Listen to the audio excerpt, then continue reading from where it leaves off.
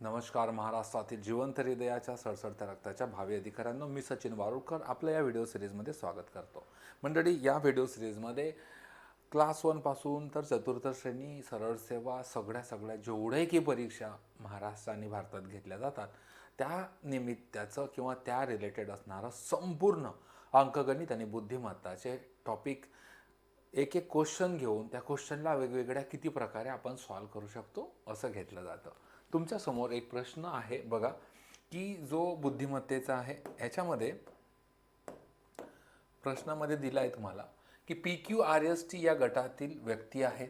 त्यापैकी एक शेतकरी, एक मुक्त व्यावसायिक, एक शिक्षक आहे. बरोबर, एक शेतकरी आहे, एक मुक्त व्यावसायिक आहे आणि एक शिक्षक आहे. पैकी P आणि S या अविवाहित मुली व्यवसाय करत नाहीत. बरोबर, यातील T हा यातल्या जोडप्यातील नवरा आहे, म्हणजे कोणीतरी हा हा मेल कॅन्डिडेट आहे.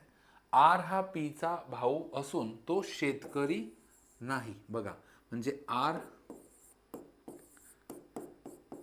शेतकरी नाही, बरोबर, वा मुक्त व्यावसायिक पण नाही.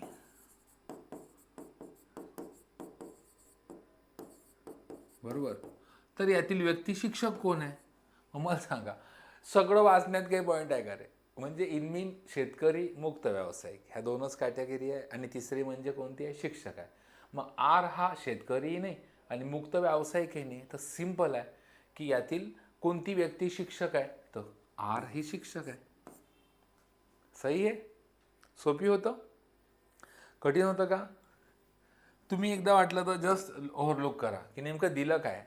मंडळी, अशा प्रकारचे प्रश्न जेव्हा स्पर्धा परीक्षेत विद्यार्थी सॉल्व करतो तेव्हा मला त्या सगळ्या तमाम महाराष्ट्रातल्या भावी अधिकाऱ्यांना तेच सांगायचं असते की तुमचे प्रश्न वाचण्याची, प्रश्नाकडे बघण्याचा दृष्टिकोन हा अत्यंत महत्त्वाचा असतो. बघा, PQRS ह्या व्यक्ती आहेत, जाऊ द्या ना, शेतकरी, मुक्त व्यावसायिक हे महत्त्वाचं आहे. पैकी PS अविवाहित मुली व्यवसाय करत नाही, T अमुक आहे ना, R हा Pचा भाऊ आहे, ह्या कोणत्याच गोष्टी काहीच लॉजिक काम करत नाही, कारण यातील कोण शिक्षक आहे. बरोबर, मग एक व्यक्ती जो शेतकरी नाही आणि मुक्त व्यावसायिकही नाही, म्हणजे तो व्यक्ती काय असणार आहे? शिक्षक आहे. त्यांनी तो क्लिअर दिलाही आहे. हा इथला जो R आपण खोडला ना, मग R हा Tचा भाऊ आहे आणि तो, बरोबर, R हा Pचा भाऊ आहे. तो भाऊ पण विषय नाही, म्हणजे मेन होता फोकस. R शेतकरी नाही आहे, R व्यावसायिक सुद्धा नाही आहे, म्हणून R कोण असणार आहे? शिक्षक.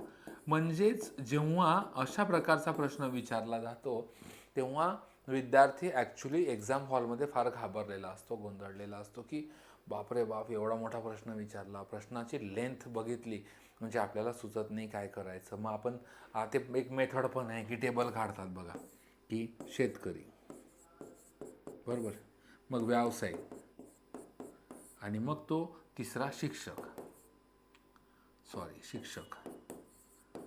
आणि मग PQRS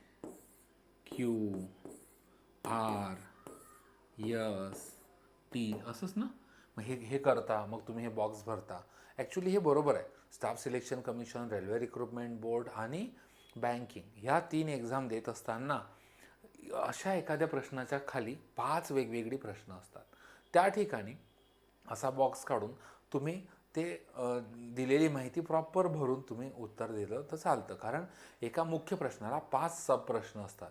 परंतु आजकालच्या MPSCतल्या काही असतील एक्झाम्स किंवा एक्झाम्पल, तिथं असं लागू होत नाही, ज्यामुळे प्रश्न लगेच उत्तर आहे, म्हणजे एवढी मोठी माहिती, त्यातली बरीच माहिती ही उगाच तुम्हाला वेळ जाळण्यासाठी असते. मग आता अशा वेळी ज्या विद्यार्थ्यांची प्रचंड प्रॅक्टिस असते, खूप छान त्याला गणितं सॉल्व करण्याचा अनुभव असतो, त्याचं बेसिक चांगलं असते, बेसिक चांगलं असलं की मग लॉजिक लागते, मग त्याला लगेच कळतं की बघा, तो प्रश्न माझा विद्यार्थी कसा सॉल्व करेल, की तर नंतर मुख्य प्रश्न आहे, यातील कोण व्यक्ती शिक्षक आहे. मग आरबद्दल बोलल्या जात आहे की हा शेतकरी नाही आणि मुक्त व्यावसायिक नाही, आणि कॅटेगरी किती आहे? शेतकरी, मुक्त व्यावसायिक आणि शिक्षक. मग R हा व्यावसायिकही नाही, शेतकरी नाही, म्हणजे R कोण आहे रे? शिक्षक. आलं का? लगेच उत्तर आलं. सही आहे. असं होतं हे गणित. आता जाऊया आपण पुढच्या उदाहरणाकडे. पुढच्या उदाहरण तितकंच सोपी, तितकंच सिंपल आहे. तुम्हाला एक छोटासा वेळ देतो मी ह्याला सॉल्व करायला. वयवारी वरचं उदाहरण आहे. सगळ्यांना नीट दिसतंय ना? यस. 6 वर्षापूर्वी बापाचं वय मुलाच्या वयाच्या 5 पट होतं. म्हणजे मुलगा 10 असेल तर बाबा 50चे, मुलगा 20 असेल तर बाबा 100चे. 4 वर्षांनी बापाचं, आता असं काही बोलत नाही आपण, पण आता त्यांनी गणितात दिलं, आपण काय करणार. 4 वर्षांनी बापाचं वय मुलाच्या वयाच्या 3 पट होईल. बाप रे बाप. म्हणजे जर 10 असेल तर 50, 4 वर्षांनी 14, 14च्या 3 पट 14 त्रिक 42 होते. म्हणजे तो बजेट काही 10 आणि 50चा बसून नाही राहिला. तर किती वर्षांनी बाबाचं वय मुलाच्या वयाच्या दुप्पट होईल? कोणत्याच फॉर्म्युल्यात लिहू नका, फक्त लॉजिक वापरा. मंडळी, कोणत्याच तुम्ही फॉर्म्युल्यात ह्याला बसवू नका, फक्त लॉजिक वापरून सॉल्व करू आपण हे. याच्यात कसं असते बघा, तेरे ऑप्शन में छुपा है तेरे पोस्ट कराच. एक एक ऑप्शन घ्या आणि मग आपण सॉल्व करू. ठीक आहे? बघा,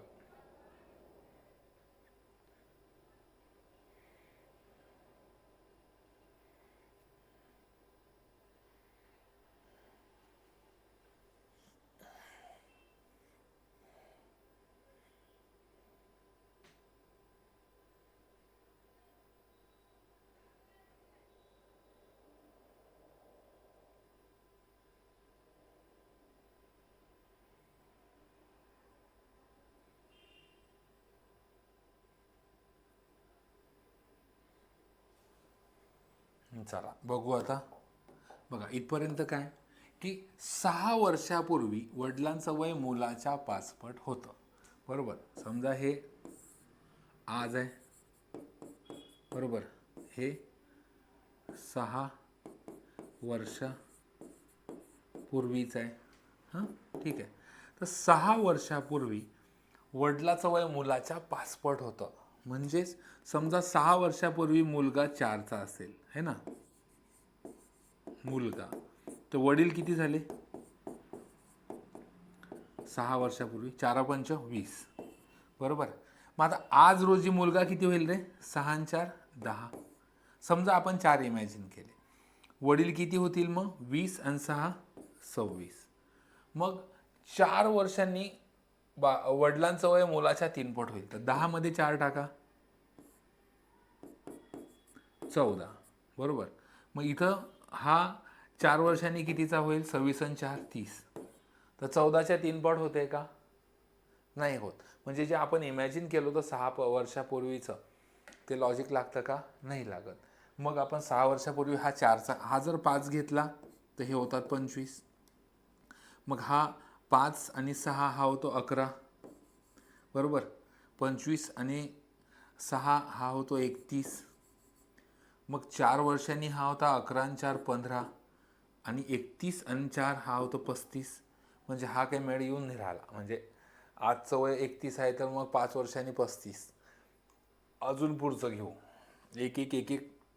ह्याला तुम्हाला असं हे घेऊनच सॉल्व करावं लागेल मंडळी, त्याशिवाय हा बजेट बसतच नाही. बघा, 6 वर्षापूर्वी वडिलांचं वय मुलाच्या 5 पट होतं. आता मुलगा 6 वर्षापूर्वी जर 10चा असेल तर याचे किती झाले? 50, बरोबर. नाही, आपण याला 6 वर्ष घेऊन बघू. एक एक, 5 घेतला, 4 घेतला, याला आपण आता 6 घेऊ. 6 वर्षापूर्वी, तर 6 पंच हा झाला 30. आज रोजी 6 आणि 6 मुलगा झाला 12चा, तर वडील कितीचे झाले? याच्यात 6 ॲड करा तर 36. जमलं का? मग 4 वर्षांनी वडिलांचं वय मुलाच्या तिप्पट होईल. याच्यात 4 ॲड करा, 12 आणि 4 16. याच्यात 4 ॲड करा तर 36 आणि 4 40. तर 16 त्रिक 48 होतात. त्याच्यामुळे हे पण नाही जमून राहिलं. म्हणजे तुम्हाला वाटत नाही का हे गणित जास्त वेळ घेऊन राहिला आपला? तरी आपण सॉल्व करू. 7 घेऊन बघू. मला नाही वाटत की याचं उत्तर आजच्या तारखेत आपल्याच्यानी घेईल. आता काही हो, एकदा या ट्रिकनं जाऊनच पो. आता घेतला आहे तिथं. समजा हा 7 आहे, तर 7 5 35. 7 आणि 6 13, आणि 6 आणि 35 41.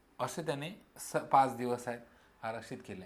दिनाच्या 2 दिवस आधी मधु प्रशिक्षण घेणार आहे. बघा आता ही दिन आहे, हिच्या 1 दिवस आधी कोणी आणि आणखी एक 2 दिवस आधी, 1 दिवस आधी नाही 2 दिवस आधी मधु. बरोबर आहे का? 1 दिवस आधी असता तर लगेच काल, 2 दिवस आधी म्हणजे मधु इथं नाही येणार.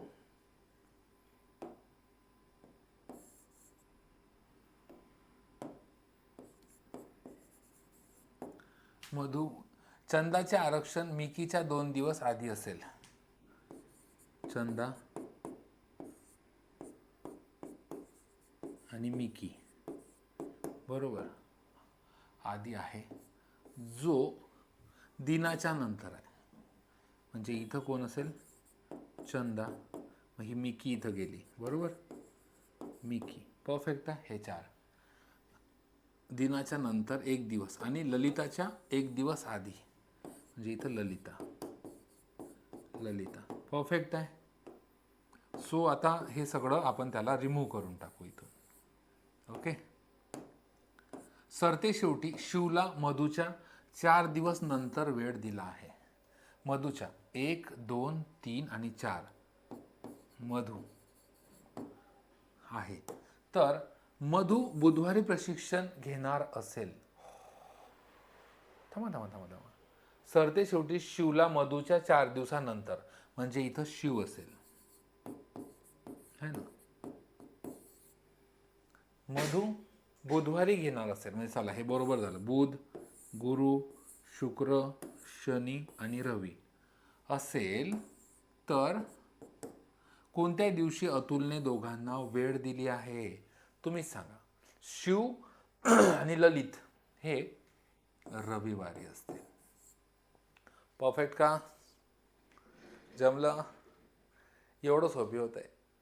ठीक आहे, चला पुढच्या उदाहरणाकडे आपण जाऊया.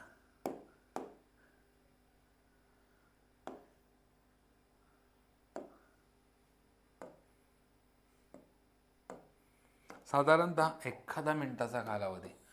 आयताकृती कापडाची रुंदी 50 सेंटीमीटर व लांबी 100 सेंटीमीटर होती. ते कापड ब्लीच केल्याने त्याची लांबी 20% व रुंदी 10% कमी झाली. तर त्या कापडाचे क्षेत्रफळ किती टक्क्यांनी कमी झाले? खूप सुंदर प्रश्न. करा सॉल्व. दररोज रात्री आता 9 वाजता आपला हा कार्यक्रम असणार आहे. उसूलों पे आ जाए तो टकराना जरूरी है, जो जिंदा है जनाब, जिंदा नजर आना जरूरी है. दिसतंय ना सगळ्यांना?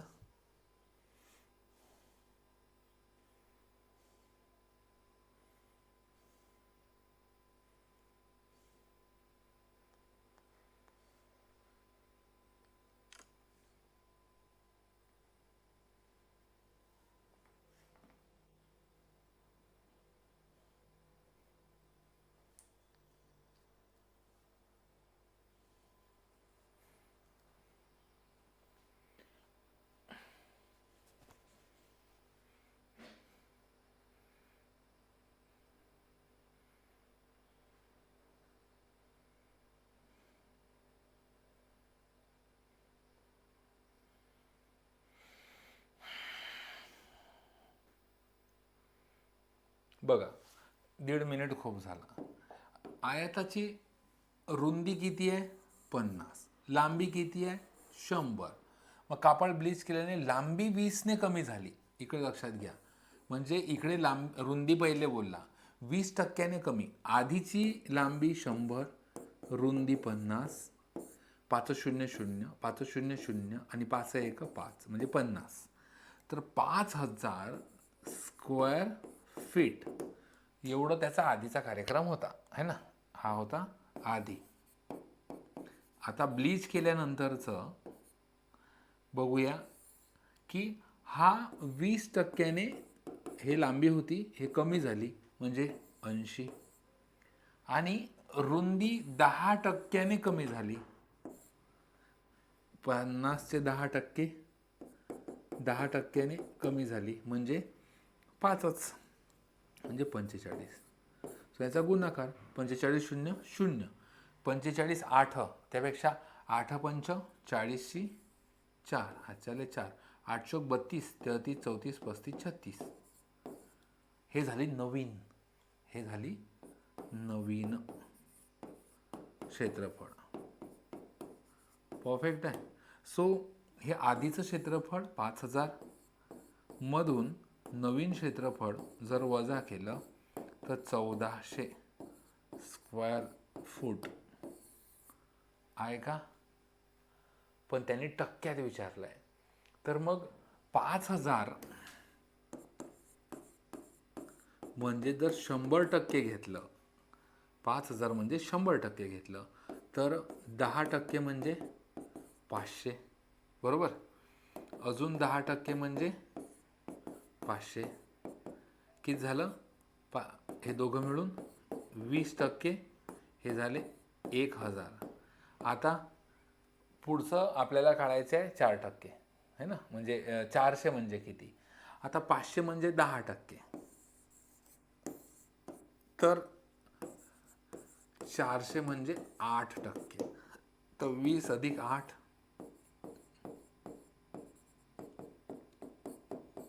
28. सो कितीने कमी झालं? 28. परफेक्ट आहे. Any problem?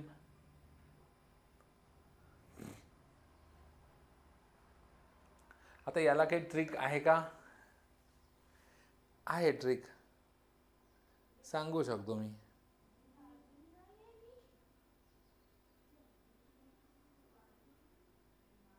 बरोबर.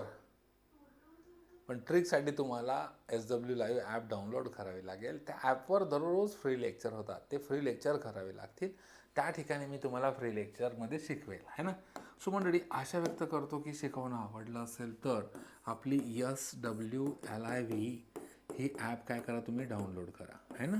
आणि काही अडचण आली तर 97 30 35 16 30 ह्या ॲपवर, हे जे मोबाईल ॲप्लिकेशन आहे याच्यावर तुम्हाला 999 रुपयाची संपूर्ण अंकगणित आणि बुद्धिमत्ता अशी एक बॅच आहे. ती बॅच नक्कीच तुम्ही घ्या. भविष्यातल्या तमाम जवळजवळ सर्व परीक्षेला टार्गेट करणारी आपण ही बॅच. त्याच्यामध्ये अंकगणित आणि बुद्धिमत्ताचे जवळपास 20-20 टॉपिक जे आहेत त्याचे सब टॉपिक मिळून कमीत कमी 300 ते 400च्या वर लेक्चर आपण टाकतोय. एवढंच बोलून थांबतो. काळजी घ्या स्वतःची, समाजाची. बॅच 1 वर्षाची व्हॅलिडिटी असेल तुम्ही घेतलेल्या दिवसापासनं. सोबतच लाईव्ह असेल, रेकॉर्डेडसुद्धा असेल, कितीही वेळा पाहता येईल. खूप जास्त सराव आहे, खूप नवनवीन प्रश्न आहेत, है ना. सो एवढंच बोलून थांबतो. जय हिंद, जय स्वच्छ भारत. काळजी घ्या स्वतःची, समाजाची. भेटूया उद्या रात्री 9 वाजता. थँक्यू.